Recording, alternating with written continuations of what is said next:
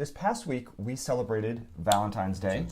And here in Florida, and actually really throughout the country, what Valentine's Day also represented was the 1-year anniversary of Parkland. Yeah, those two things that have really become linked. Yes. As we were approaching Valentine's Day, typically it's a fun day, romantic and romance and all that. In Florida and around the country, it's also become associated with the Parkland shootings that occurred 1 year. So it's a 1-year anniversary. Right. And because it was the 1-year anniversary, many of the news programs started writing and talking about the whole Parkland issue and gun control and violence in schools and other public places, starting on Wednesday. So it was Wednesday, Thursday, and Friday, 3 days this week. They were talking about the violence that is occurring on a more or less regular basis. And so we wanted to take a look at that. Yeah. And one of the things we discovered was, and I don't know why this happened. I still don't know why the shooting at Parkland at Marjorie Stoneman Douglas High School, I don't know what was different about that. Well, I've been thinking about it since we started preparing for the podcast. And I think that, to me, the difference was the way that the students became activists afterwards. I don't think that there were many other That's true. Shootings where that was the case, where the students actually, went to Washington D.C. right. and they, started, creating these movements to end some of the violence. And where were you during Columbine? Where was I during Columbine? 99. I was getting ready to start graduate school, so I was working. And you were working in a hospital. I was working at USF in the College of Medicine. So you were. It was one of the things we discussed at that time. Right. There was but those students were victims. They always were presented as victims. Right. The entire school. Right. The families, the kids the survivors, the kids they were victims. And I'm guessing that was sort of the interpretation. So it was that these students said, we want to do something about it. We're going to do something about this.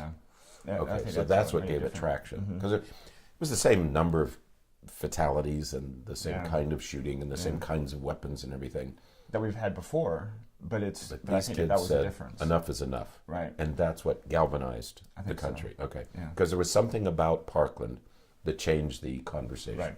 Okay. Yeah. And so we're going to talk just to kind of review how things have happened and what things have happened, how things have been in the year since Parkland.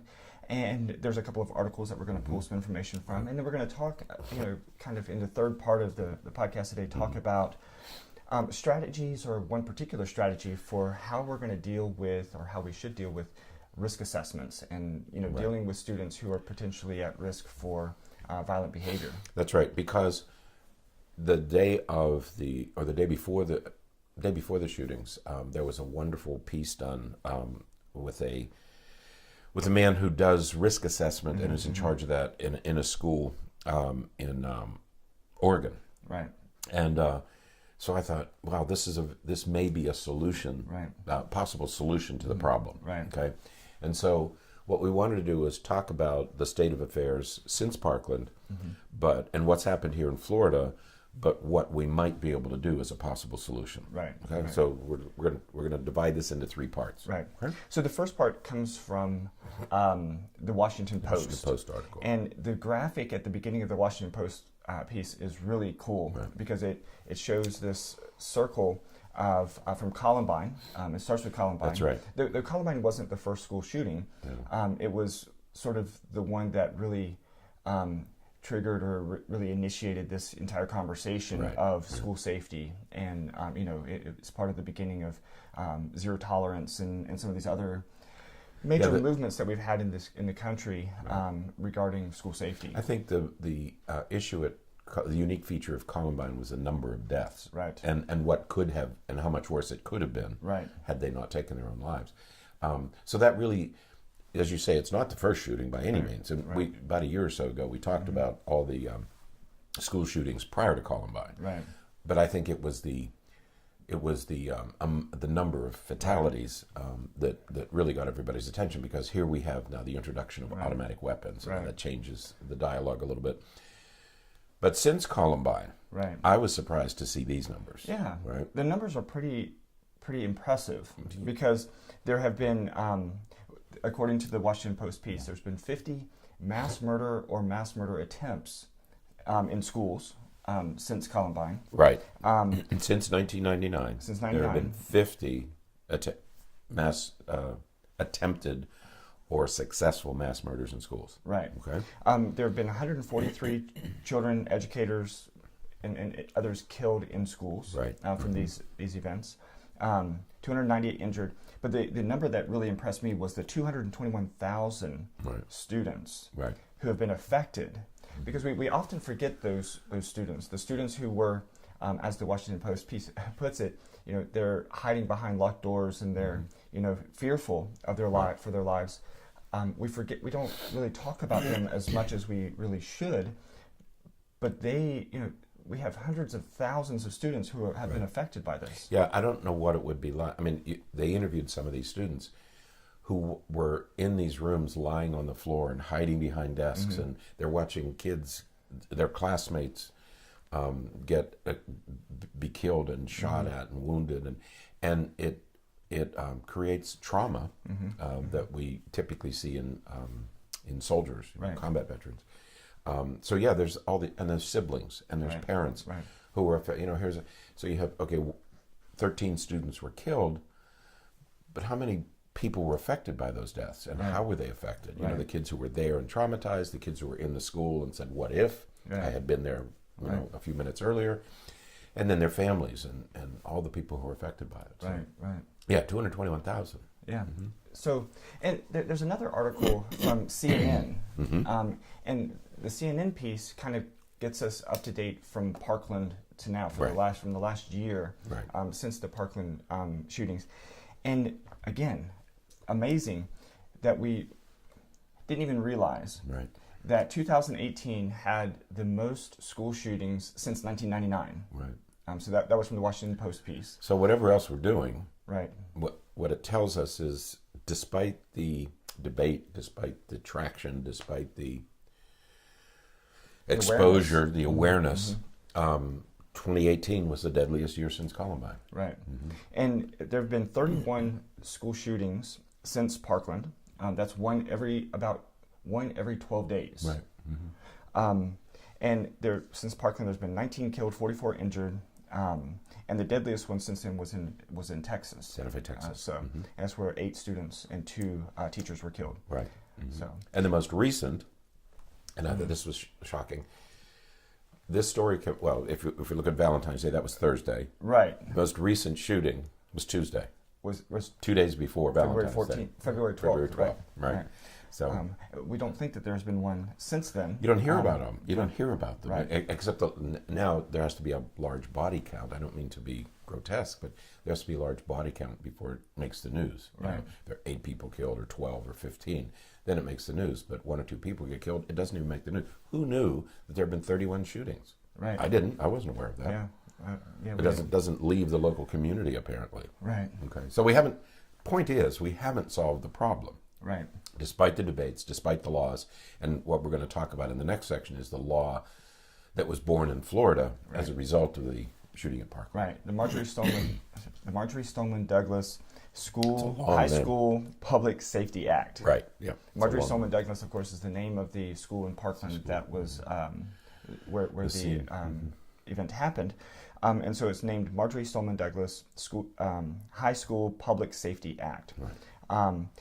And this is a massive piece. And to be honest, it was written very quickly.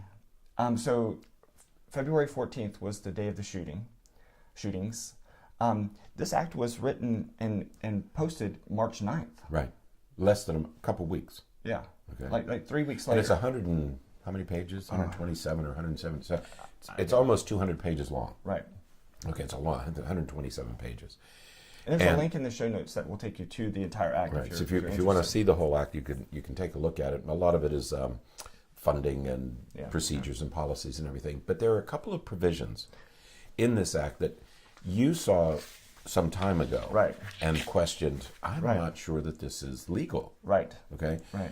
And I've talked to a couple of other people, and one person said it was written to be challenged Right. in court. Ah. So, Yeah. and I thought, what? I wasn't sure. And I said, what do you mean? He said, there are provisions in the law that are in conflict with existing laws, with Right. other laws. Right. And so there is probably going to be some case law that comes out of this. Now, case law has to be initiated by somebody. Right.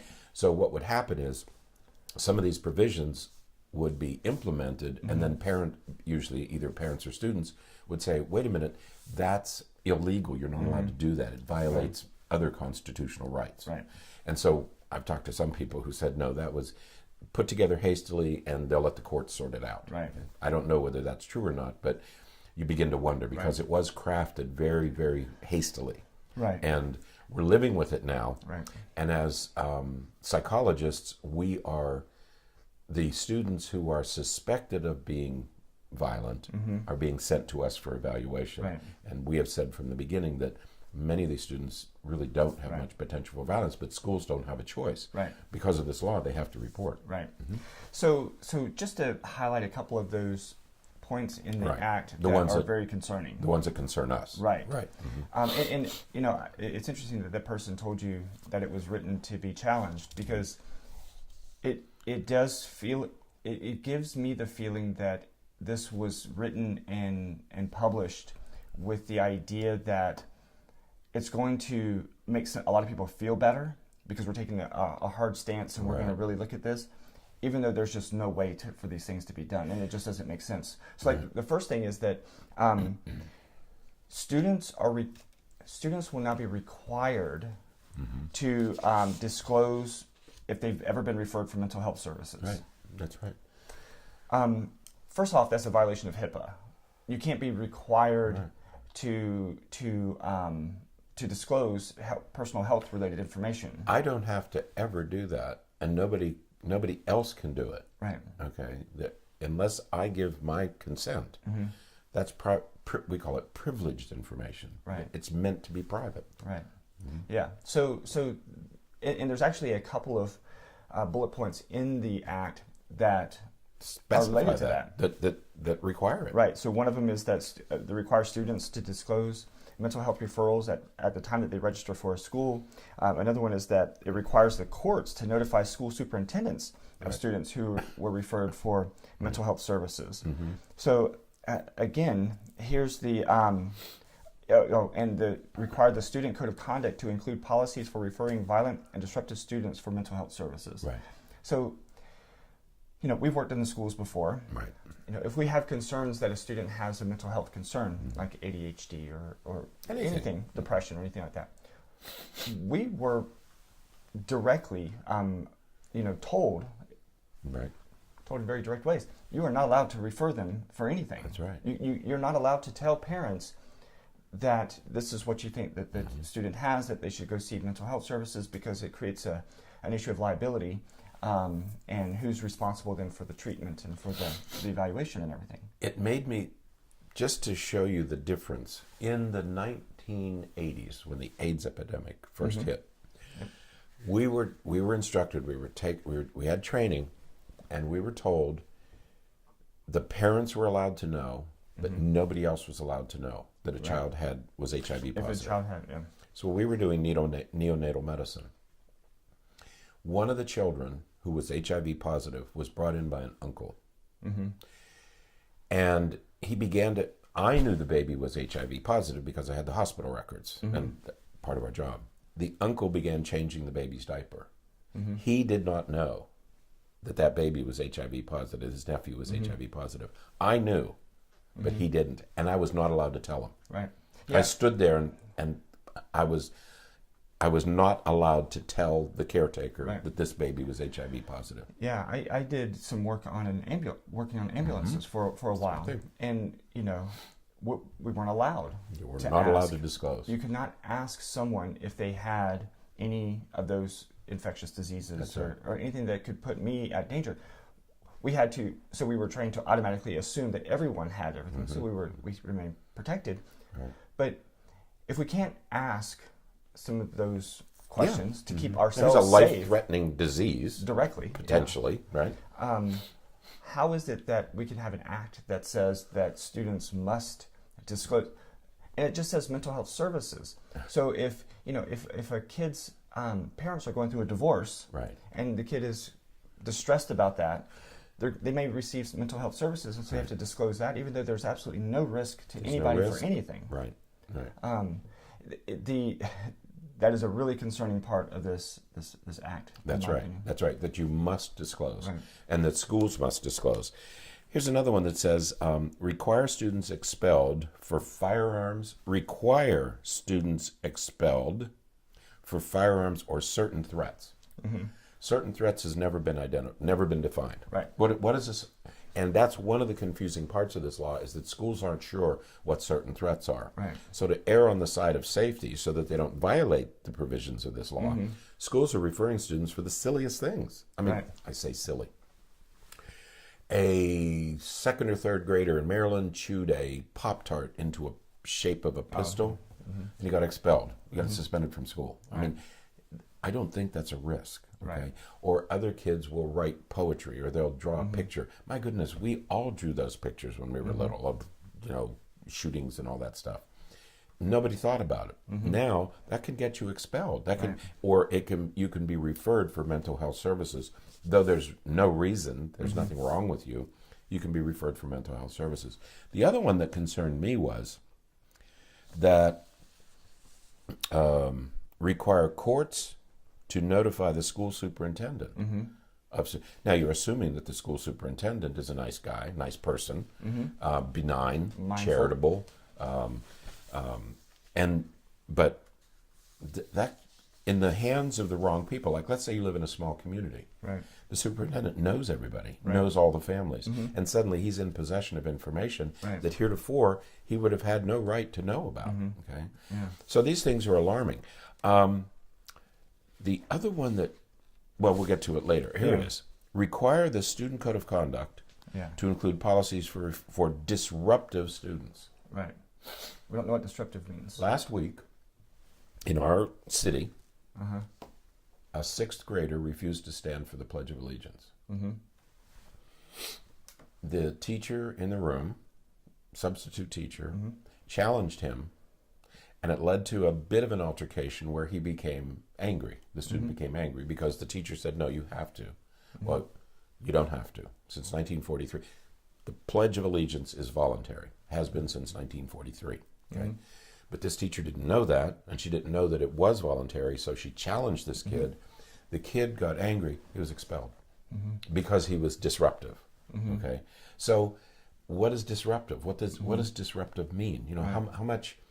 How disruptive do you have to be to be referred for mental health services? Right. I mean, all of us have been disruptive occasionally. Do we all get referred? No. So these terms like Disruptive. being disruptive, and certain things, right, and other things. If you bring a gun to school, you get referred. If you don't give a teacher your cell phone, do you get referred? Is that one of those things we're talking about? Right. Because that's what's getting kids expelled, Right. or little things like that. Yeah. Okay, so I think we have to be very careful. These are going to be settled by case law. These are the kinds of statements Right. in this law that are eventually going to go to court, and the courts are going to have to sort all this stuff out. Yeah. Yeah. And there are many other things in the act that are concerning as well. There's you have to consult with law enforcement when students pose a threat to school safety. Right. We have, and again, some of these terms are so either loosely defined or not at all defined. Right. Because what is a threat to school safety? We worked at an elementary school once. Right. Rich and I worked together at a school where there was a student who, maybe once a week or so, the police were called about this student. Right. He was in like 4th grade. Yeah. A young kid. And he certainly had some emotional and behavioral issues. But he would have his explosion, and then he would settle, and everything would be fine. But he was consistently seen as a school threat. As far as I know, he never hurt anyone else. No, not on purpose. He wasn't out to hurt anybody else. He wasn't predatory in any way. He might overturn a desk and it could fall on, but it was accidental. Right. Yeah. You know, he wasn't really a threat. And then if you remain calm, he helped us clean up the mess, and he did just fine. But, you know, seen as a school threat, Right. he was repeatedly, the police were repeatedly called on this kid. And the other thing that's alarming to us is that since Columbine, we have said it's not, most people with mental health issues are not going to be a threat. Right. Over and over and over. It's Right. not, yes, some of the shooters have mental health issues, Right. but most people with mental health issues are not shooters. Right. But here we've thrown a huge blanket over Right. all people, Right. even if you've been referred. Exactly. We see people who are referred for services and we say, no, this child doesn't meet criteria for anything. Right. But he's been referred, so he gets this Yep. this name. I always think of the Scarlet Letter. Yeah. You know, we're going to have all these kids we're going to treat them like they have a Scarlet Letter. They're going to be stained and tainted, even if they don't meet criteria for mental illness. So it's a pretty broad, this law is a pretty broad blanket that's been thrown over this issue, thrown over it hastily, and it's going to create some confusion and some contradictions. Yeah, and there's some other details in it where, you know, if you bring something that could be perceived as a weapon to school, you will be expelled. And again, thinking about the vocabulary, you will be expelled. But if you have something and you threaten a teacher, you may be expelled. Right. Right. And it's okay. So some of the wording is really challenging to work through, and again, there's a lot of words in this. And there's another provision in the law that makes it okay, acceptable to do anonymous reporting. So if you have it out for somebody, right, you know, as kids do, particularly in middle school and early high school, you could say, hey, I heard so-and-so say that he was going to kill somebody. That's enough to get you expelled. That's enough to get you referred for assessment. And we'll get to that, the assessment and that part in just a second, because a lot of schools are jumping over that step. So we'll get to that in just a moment. But so the bottom line is that there are many things in this act that raise concerns. Right. Many of the statements or the provisions in the act go against, very directly, other established precedents, right?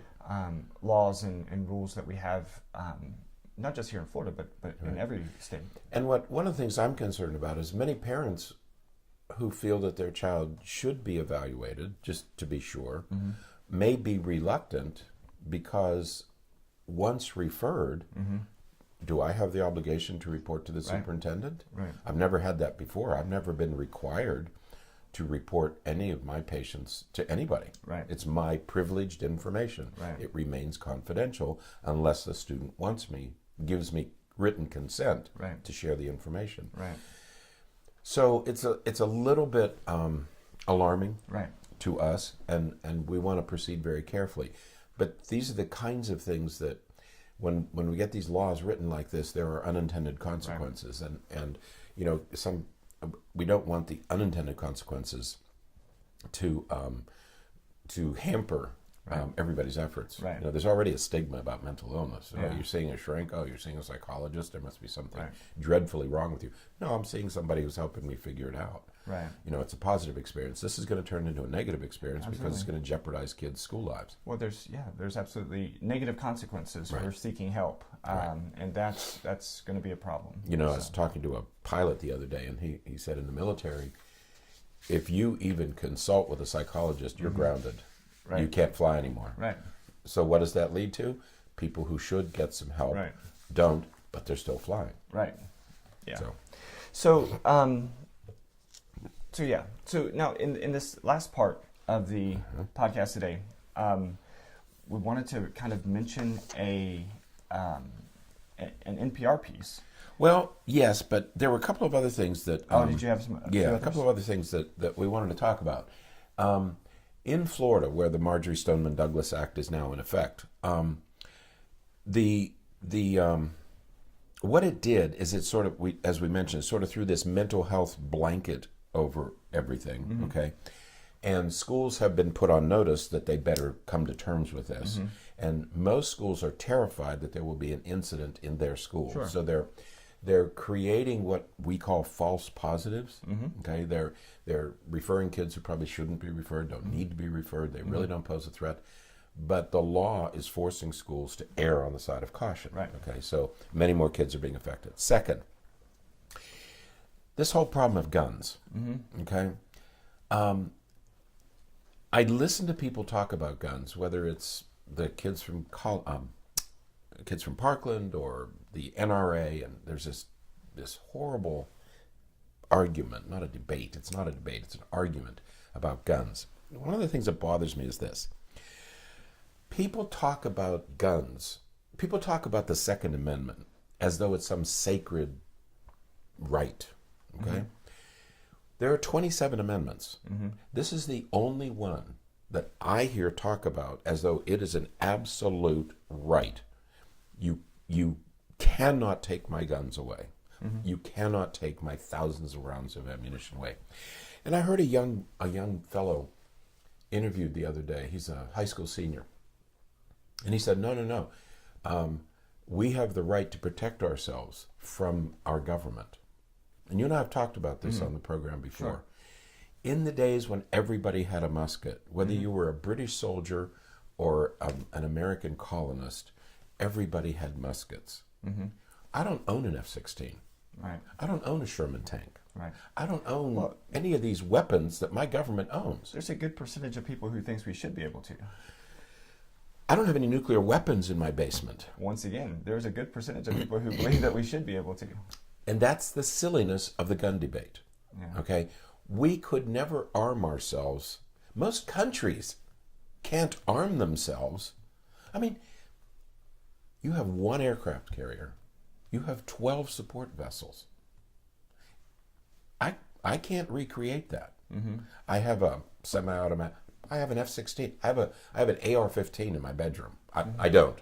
But if I'm a gun advocate, so okay, I own an AR-15.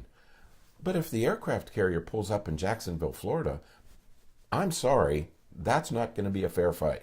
Yeah. Okay? So this whole idea that we have to defend it, like we're going to go into the woods and fight against most countries can't defend themselves against our military. Right. Okay? But you're going to because you have automatic weapons in your bomb shelter. Yeah. Okay? So it's a kind of a silly debate. Right. Okay? I say silly not to denigrate or to criticize. I say it's silly because let's stop having it. Right. Let's stop talking about the Second Amendment. Let's stop talking about gun rights. Let's stop talking about gun control because we've been doing it at least since 1999. Right.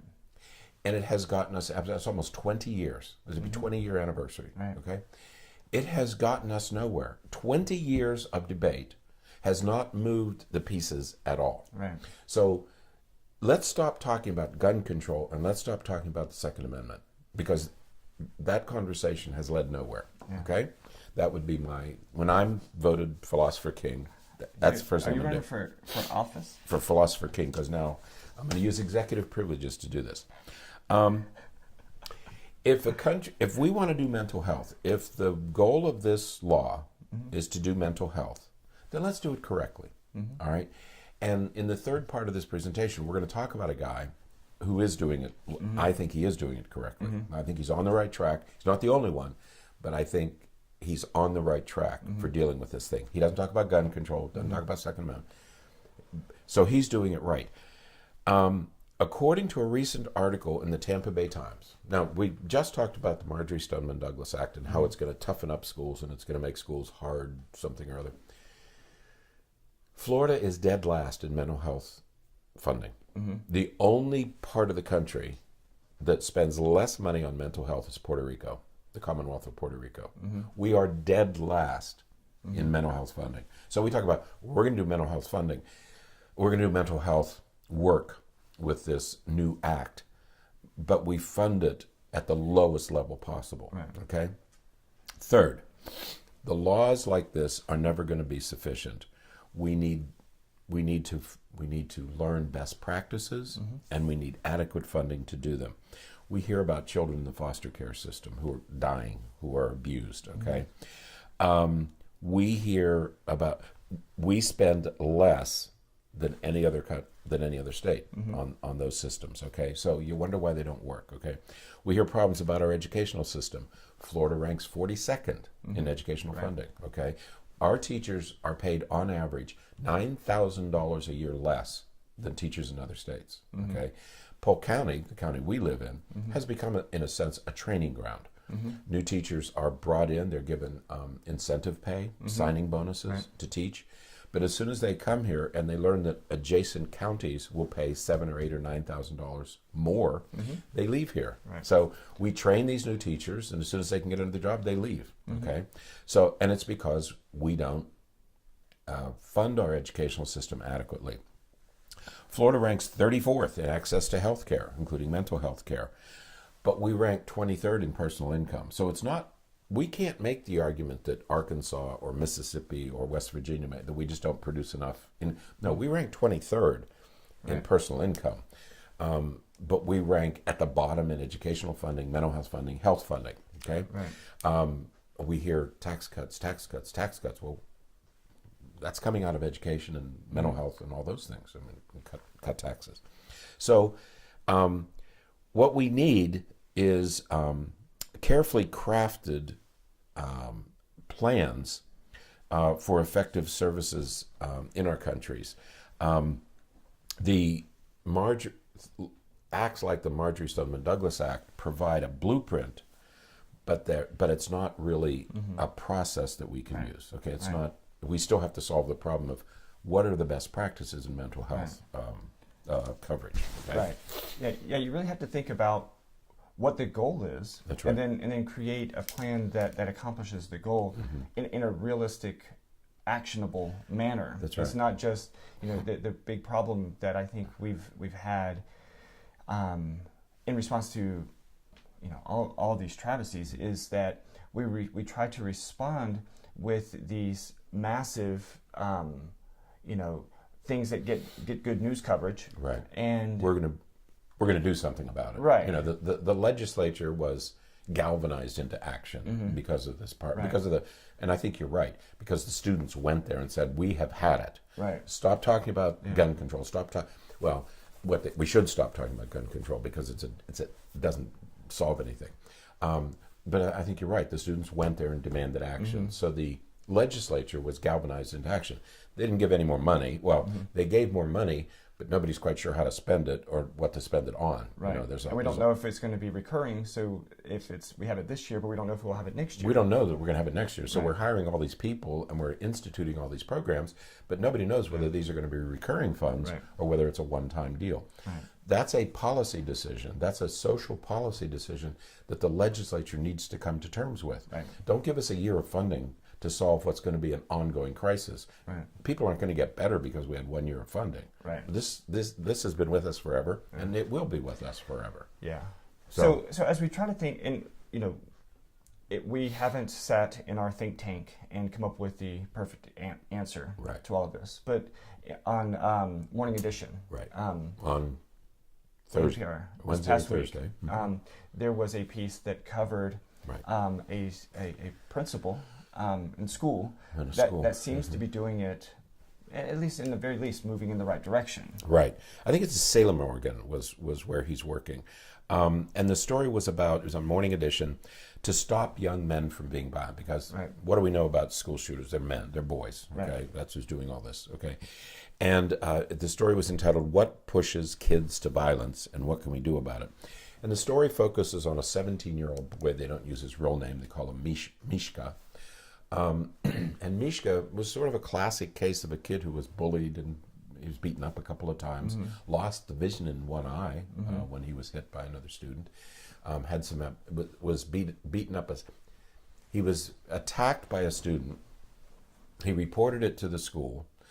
When those kids got in trouble, he was attacked again. So he lost vision in one eye. He then had abdominal surgery. He had to have a second round of surgery because they had damaged his internal organs. And so over these years of bullying and being the recipient of bullying and violent, physically aggressive behavior by others, he became angry. He became the classic angry male. Okay, he lost faith in the system. He said, "I'm going to protect myself. I'm going to do what I have to do."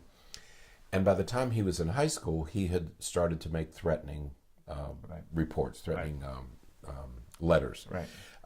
And who would blame him? I mean, Right. here's a kid who the system failed him. He had to take matters into his own hands. And when you're 15 or 16 or 17, that means I'm going to become physical. Okay, you don't have good problem-solving skills at those ages. So he was in this school, and what they did is they decided to put him in a smaller school. That was the first thing they did. The guy who runs this program is John Vandrill. He is the Director of Safety and Risk Management for the Salem, Oregon school system. So he took this boy, Mishka, and said, okay, the first thing we're going to do, he wrote this letter. So they called the police. He wrote a letter, he was going to kill some people, called the police. They handcuff him in the school, public embarrassment. So here's the victim being re-victimized by the legal system and the school system. Okay, so finally Vandross says, let's stop this craziness, and let's put him into the program that he developed. And the program, he was a senior in high school by this point, and they put him in a smaller school. And when he went to that smaller school, he developed a mentoring relationship. One of the teachers there developed a mentoring relationship with him. And I want to emphasize the word relationship. We talk about this all the time. We worry about 20% of our students. Okay, 80% of kids are going to go to school. They're going to wear their uniform. They're going to obey the rules. They're going to do their homework. They're going to be just fine. They're going to do everything we ask them to do, no matter who their teachers are. 80%, 85% are going to do just fine. 10 to 20% are causing us problems. They're disruptive. They're defiant. They're disobedient. That's a different group that needs a very different kind of discipline. Okay, if they have been damaged, they have been traumatized, they have been abused, they have either by parents or families or teachers or somebody. 15 to 20% of kids are going to challenge every teacher. Okay, and until you establish a relationship with those kids, no discipline system is going to work very well. I don't care how much you punish them. I don't care how many zeros you get, how many times you expel them, how many times you suspend them. That stuff doesn't work with this group of 15 or 20%. So in a class of 20 students, you know that 3 or 4 are going to require something different. And something different begins with a relationship. These kids have to be connected to somebody. What finally fixed this kid, after years of abuse, years of threats, years of problems, was the mentoring relationship with this teacher. Once a relationship was established, and he knew that somebody cared about him for the first time. He was a senior. For the first time, he knew somebody cared about him. He turned his life around in that single year. After 11 years of abuse that included losing an eye, having 2 rounds of surgery, one for his eye and one for his stomach. Suddenly, 1 year of a mentoring relationship turns his life around. He graduates from high school, doesn't drop out, and now he's working as a welder or something. He's gotten a job and he's doing fine. He's 25 years old and doing okay. This is a program that works. Vandrill has dealt with over 1,000 students in this program, and they're succeeding. We have ways, we have successful ways of dealing with these kids. We're simply not using them. We're not implementing best practices, and we're not funding best practices. One of the programs that we are working on and we're working to put together, and have done with a couple of schools in our area, does just that. One of the 2 key aspects of the program is to build a relationship. Build a relationship before you had the problematic behavior, and reinforce and foster the relationship after the disruptive behavior. That's right. Because you have to have that relationship is so critical. We're very hesitant, especially in education, for some reason. And I think for the first time ever, maybe, because I think that when we were kids, we had somewhat of a relationship with our teachers. We did. The teachers knew us, they knew our parents, they knew everything. Now teachers seem to not want much of a relationship with their students, for a variety of reasons, I would assume. But that relationship is critical. That relationship is what's necessary to foster trust and encouragement and openness and just those healthy relationships. And granted, I grant you, it's difficult to have a personal relationship with some kids. What I would say is, I can't have a relationship with every one of my students, but somebody in the school can. Okay, it doesn't have to be me. Right. I don't have to. It doesn't have to be the teacher. It might be somebody in the cafeteria. It might be the school janitor. Right. Somebody at that school, a bus driver, a secretary, a janitor, doesn't matter, has to establish a personal relationship with this kid. If you don't have that, nothing else is going to work very well. Okay? Absolutely. And that's what Vandrell's program does, is it establishes this personal relationship with the kid, and it's based on that personal relationship that we can implement the other solutions. Right. So there are solutions out there. We just have to maybe be a little bit more creative than just throwing punitive we want and punishment-based things at these kids. Punishment doesn't work with these kids. Right. These kids have already been traumatized. They've already been punished. That's why they're in this 15 or 20%. Do you think that there's anything a school can do that would scare some of these kids? Right. They have been abused. They have been beaten up, verbally, emotionally, physically, sexually. There's nothing a school can do that can match that kind of trauma. Right. It requires a different kind of approach. Yeah. Some people call it trauma-based care. Doesn't matter what you call it. We talk about in education since 2004 with the reauthorization of the Individuals with Disabilities Education and Intervention Act. We have been told that we must rely on evidence-based interventions. Right. What works, Right. okay? And year after year after year, we say the same thing. If a kid isn't in school, there's no intervention. Right. If he's sitting in a room in school suspension, there's no intervention. Okay, Right. you protect the other kids, Right. but you're not doing anything for this kid. You're not solving this problem. Right. And there are ways to solve the problem. Absolutely. And they're not expulsion, not suspension, not giving zeros. All these punitive things that we try are failing. The data is very clear on that. Yeah. I mean, study after study after study says it's not going to work. Absolutely. What does work is mentoring, coaching, relationships, that sort of thing. Absolutely. So Let's do what we know works. check out the links in the show note. Read the act if you're interested. We'd love to hear if you have any thoughts about it. It's going to continue to be a point of discussion for a long time. Oh, it is. Yeah, this is going to head to and it'll work its way through the courts, and we're just sort of feeling our way through this thing. All of us are confused, but particularly schools are on alert. They're concerned, they're confused, they're trying to do the right thing, but many of these things have never been adequately defined, and schools aren't sure what to do about it. Yeah, absolutely. So, all right. Well, that is it for today. Until next time, stay happy, stay healthy, and forget to be afraid.